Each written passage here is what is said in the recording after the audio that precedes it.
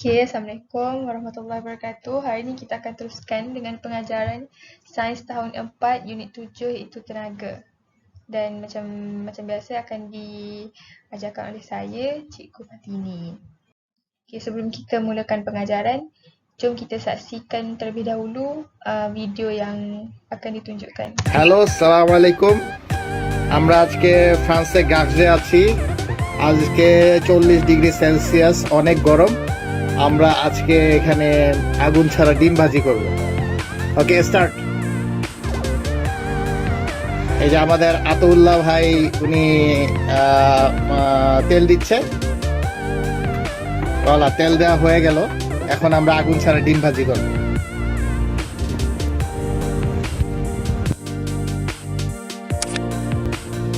তো বন্ধুরা দেখেন কিভাবে আমরা সূর্যের তাপে ডিম ভাজি করছি। রেডি?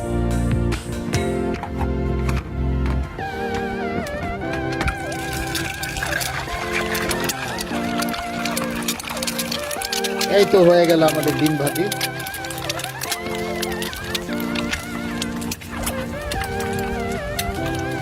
অনেক থ্যাংক ইউ আমাদের সাথে থাকার জন্য। চ্যানেলটা সাবস্ক্রাইব করবেন আশা করি। Thank you. Okey, dalam video sebentar tadi kita dapat lihat bahawa seorang lelaki dia menggoreng telur dengan menggunakan cahaya matahari sahaja tanpa menggunakan apa-apa ketuhar apa semualah, dan hanya menggunakan cahaya matahari. So, tajuk pembelajaran kita pada hari ini adalah yang pertama, awak semua akan dapat menyatakan maksud tenaga, dan yang kedua akan dapat menyatakan 3 daripada 7 contoh sumber tenaga melalui pemerhatian yang ditunjukkan oleh pelbagai media. Okey, apa itu maksud tenaga? Tenaga ialah keupayaan untuk melakukan kerja. Tenaga juga diperoleh daripada pelbagai sumber. Oleh itu kita akan lihatlah berapa sumber tenaga yang ada yang akan kita pelajari. Sebelum tu boleh buka buku teks muka surat 123 untuk tajuk tenaga. Okey, kita masuk pula kepada contoh sumber tenaga. Yang ni kita akan lihatlah beberapa contoh sumber tenaga yang ada. Okey, yang pertama adalah tenaga matahari. Kalau dekat dalam buku teks boleh tengok muka surat 124 dekat paling atas. Matahari ni adalah sumber tenaga yang paling utama. Tenaga matahari boleh digunakan untuk menjanakan elektrik melalui panel suria. Apa itu panel suria? Okey, apa itu panel suria ataupun kita panggil sebagai solar panel dalam bahasa Inggeris dia. Okey, panel suria ni yang warna biru ni adalah panel suria. Yang ni adalah panel suria.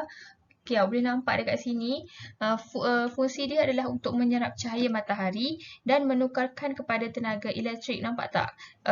Anak panah daripada cahaya matahari turun masuk ke dalam panel suria, dia serap dan ditukarkan kepada tenaga. Lepas tu tenaga mengalirlah dekat ni, nak buka lampu ke apa boleh dengan menggunakan solar panel, dan dia bersambung dengan wiring elektrik dekat dalam rumah. Macam tu. Lepas tu cikgu juga nak tanya, adakah solar panel ni berfungsi pada waktu malam? Okey, jawapannya tidak. Solar panel ni dia tidak berfungsi pada waktu malam, tapi untuk rumah yang betul-betul menggunakan solar panel sahaja, maksudnya memang tak guna wiring elektrik yang lain, tak guna, memang hanya solidly guna solar panel, dia boleh menggunakan net meter untuk menyimpan tenaga. Maksudnya pada siang hari akan ada net meter yang simpan tenaga matahari. So bila malam tak ada matahari, tenaga yang disimpan dalam net meter akan digunakan untuk menjana elektrik pada waktu malam. Okey. Untuk yang kedua iaitu air. Air ni air yang mengalir menggerakkan turbin di empangan untuk menjanakan elektrik. Macam mana air yang mengalir tu boleh menggerakkan turbin di empangan untuk menjanakan elektrik? Ni cara dia. Turbin di empangan air, nampak tak? Okey, kat mana turbin dia? Okey, tempat yang cikgu bulat ni adalah turbin. Dekat sini air berfungsi menggerakkan turbin bagi menjana elektrik. Okey, kita nampak flow air turun slow-slow dan kena pada turbin dekat bawah ni. Dan bila air tu turun jatuh mengenai turbin akan berputar dan bila dia berputar dia menggerakkan komponen di dalam generator, dan generator akan menjana elektrik, dan elektrik yang digerakkan tu akan dihantar ke power stesen jana kuasa, dan stesen jana kuasa ni akan menghantar elektrik ke rumah-rumah. Dan biasanya kedudukan turbin ni dia kena berada di bawah, dan kedudukan air perlu berada di atas macam ni. Okey, cikgu teruskan lagi dengan yang ketiga, iaitu biogysim. Biogysim ialah bahan daripada tumbuh-tumbuhan atau tinja haiwan yang digunakan untuk menghasilkan bahan api dan menjanakan elektrik. Macam mana kita katakan bahan buangan lah. Biogysim ni lebih kepada bahan buangan tumbuhan dan tinja haiwan. Boleh digunakan untuk menghasilkan bahan api dan elektrik. Okey, kita boleh tengok video ni, nanti cikgu ulaskan dengan lebih lanjut. Renewable Energy 101. Biomass, the original renewable energy.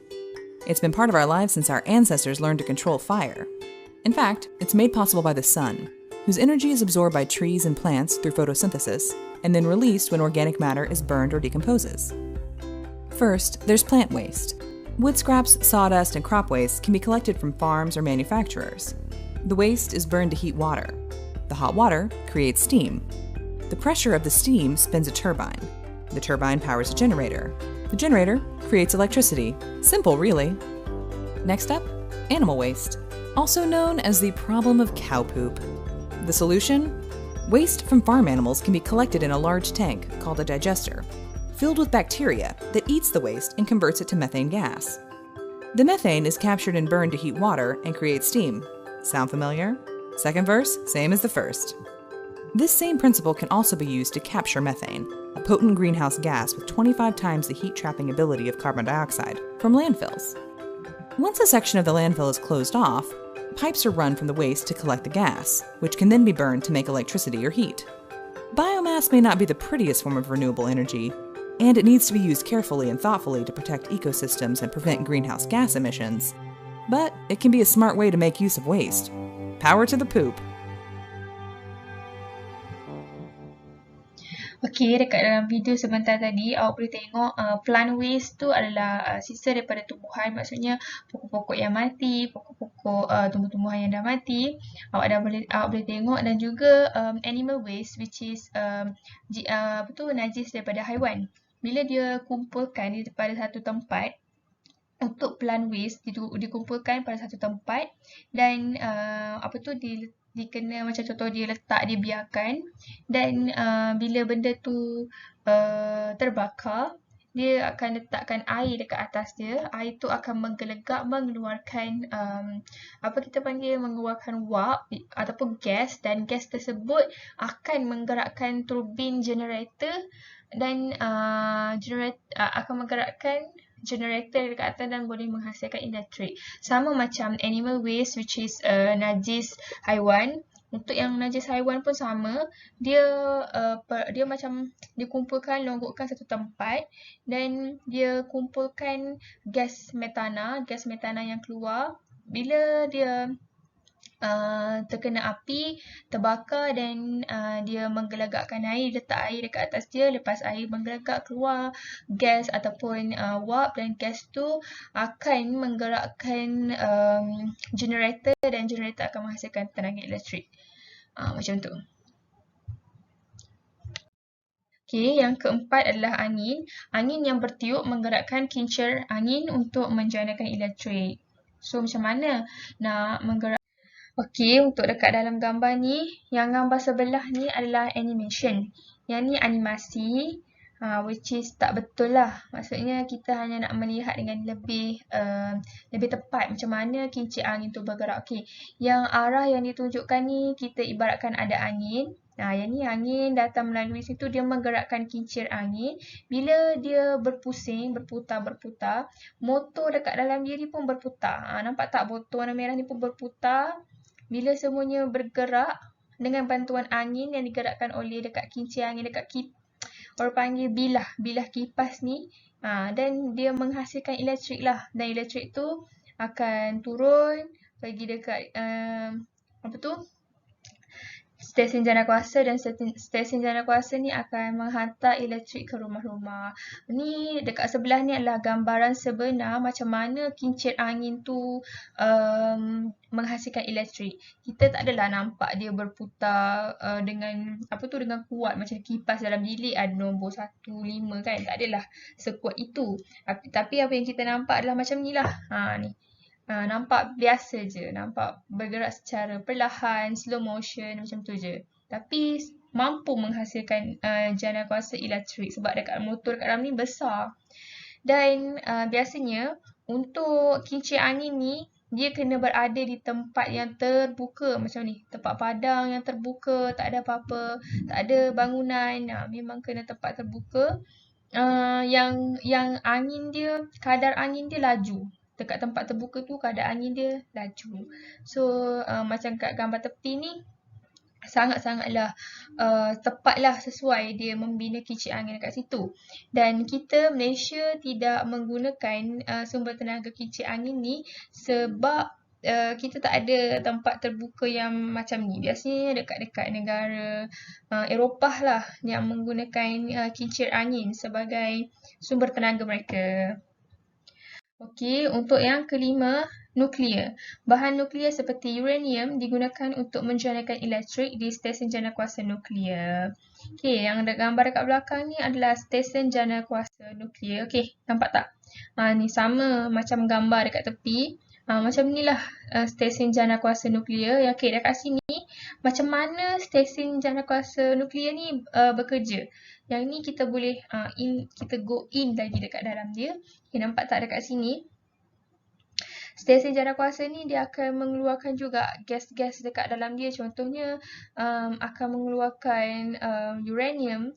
Uranium tu boleh dikatakan sangat-sangatlah powerful. Dia punya gas yang dikeluarkan sangat lama. Bukannya macam gas yang ada dekat biasa ni. Yang ni sekejap je gas dia keluar. Tak lama macam nuklear. Nuklear ni bila dihasilkan dekat dalam tu dia boleh berlaku dengan sangat lama untuk satu kali tu. Jadi mungkin dalam tak boleh nak compare lah. Memang nuklear ni sangat-sangat hebat dalam menjanakan elektrik. Dan dekat sini pun dia menggunakan kaedah uap sama macam biogesim tadi. Gerak kerjanya sama, menggunakan uap daripada uranium. Daripada uranium menghasilkan uap apa semua. Bila dia terbakar menghasilkan uap, air yang menggelegak akan menghasilkan uap, dan uap tu akan menggerakkan turbin dan akan menggerakkan generator sekali dan menghasilkan elektrik kepada tempat-tempat yang akan bagilah elektrik.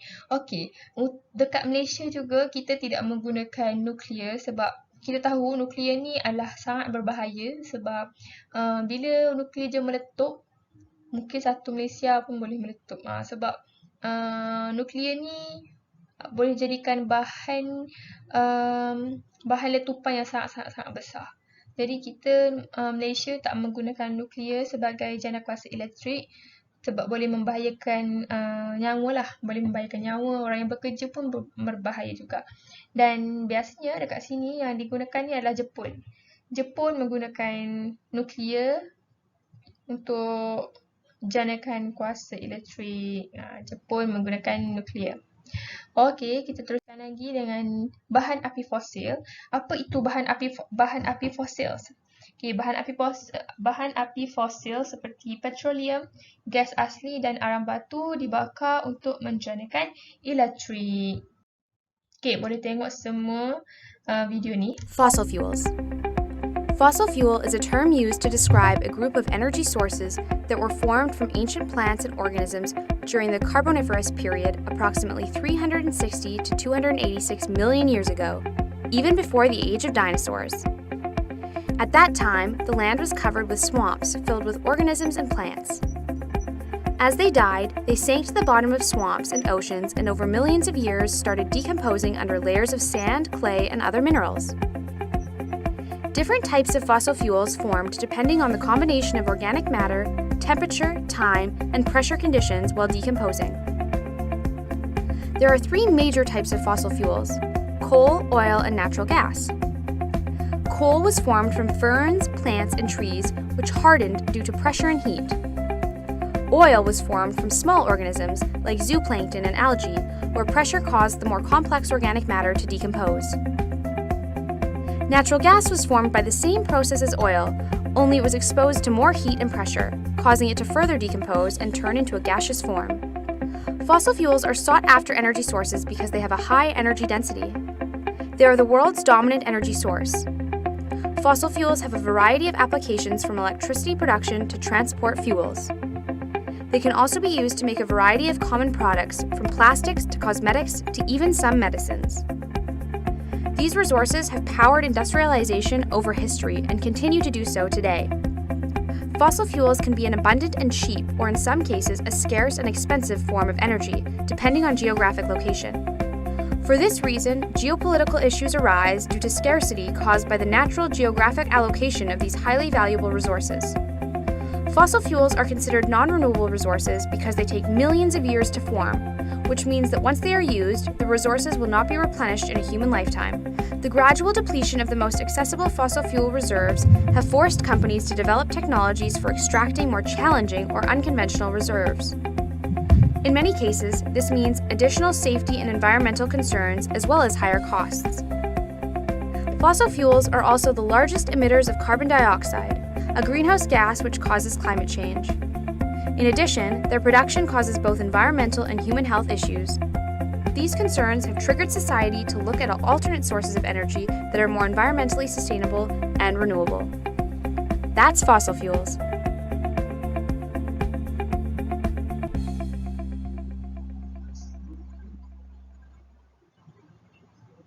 Okey, awak semua dah tengok video sebentar tadi apa sebenarnya bahan api fosil ni. Okey, bahan api fosil ni dekat dalam video first awal-awal lagi dia menunjukkan bahawa bahan api fosil ni terdiri daripada tumbuhan dan haiwan yang telah mati ratusan jutaan tahun dan ianya telah mati dan berada di dalam tanah lah selama ratusan jutaan tahun menghasilkan petroleum, gas asli dan ni adalah petroleum yang biasanya kita gunakan iaitu petrol dan diesel untuk kereta, bas, kereta api dan kapal terbang untuk menggerakkanlah kita punya kenderaan. Lepas tu ni pula adalah tempat pelantar minyak di mana tempat tu di mana kita extract petroleum dekat dalam bawah tanah. Biasanya kita ambil dekat dalam laut sebab kerak bumi di dalam laut lagi lembut daripada kerak bumi dekat dengan darat. Jadi untuk kita korek tanah tu tidaklah sesusah di darat. Jadi lagi di dalam laut tu lagi senang lah sebab kerak dia nipis. Dan biasanya dekat dalam kerak bumi dekat bawah tu akan adalah petroleum, gas asli, arang batu juga digunakan untuk logis jana kuasa. Arang batu pun boleh didapatkan di dalam bawah tanah juga. Okey, gas asli digunakan dalam industri pembuatan untuk memanas, memasak atau sebagai bahan api kenderaan. Okey, kita juga guna gas. Biasanya gas yang kita guna kat dapur tu tak silap cikgu adalah gas metana yang kita dapatkan daripada bahan api fosil dan kita letakkan dalam tong gas macam ni untuk memasak. Okey, boleh faham? Teruskan lagi, iaitu yang ketujuh, ombak. Ombak menggerakkan turbin di dalam laut untuk menjanakan elektrik. Macam mana ombak boleh menggerakkan turbin? Okey, boleh tengok video ni macam mana.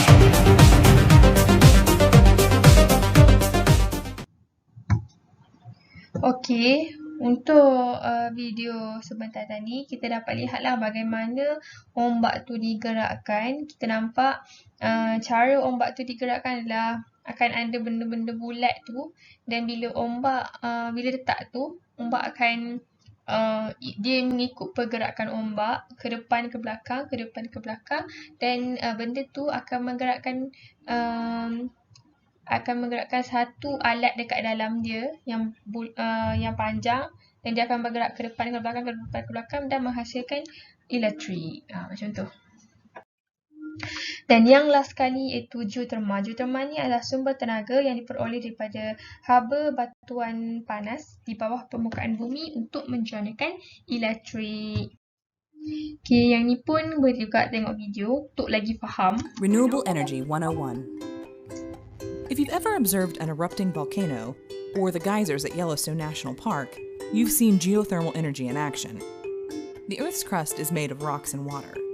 Deep below that is a layer of hot, molten rock called magma, which is even hotter than the sun's surface. The heat just over 6 miles below the surface contains 50,000 times more energy than all the oil and natural gas resources in the world.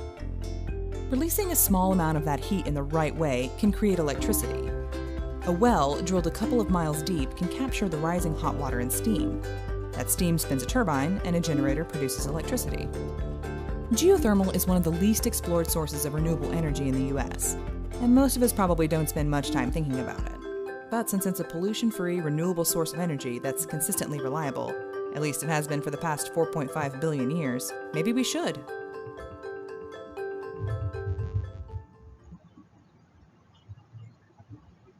Okey, dekat dalam video sebentar tadi, kita juga dapat lihatlah macam mana geothermal ni boleh menggerakkan elektrik. Dia sebenarnya sama konsep macam yang awal-awal kita belajar, iaitu uap yang keluar daripada bawah tanah akan menggerakkan turbin, dan bila turbin tu bergerak akan menjadikan elektrik juga. So sebenarnya dekat semua sumber tenaga yang kita dapat lihat tadi, tujuan dia adalah kita nak turbin di dalam generator yang menjana elektrik tu bergerak secara sendiri. Maksudnya tidak perlu ada kuasa manusia untuk menggerakkannya secara 24 jam. Bukan manusia yang perlu putar selama 24 jam. Tidak perlu. Kita hanya menggunakan alam semula jadi yang dicipta oleh Allah Subhanahu Wa Taala untuk menggerakkan semua yang kita cipta bagi mendapatkan elektrik. Okey, untuk tugasan yang pertama, ni adalah tugasan yang pertama, satu lembaran. Cikgu akan bagi juga dalam grup WhatsApp. Boleh print bagi yang ada printer dan tuliskan jawapan. Bagi yang tak ada boleh salin.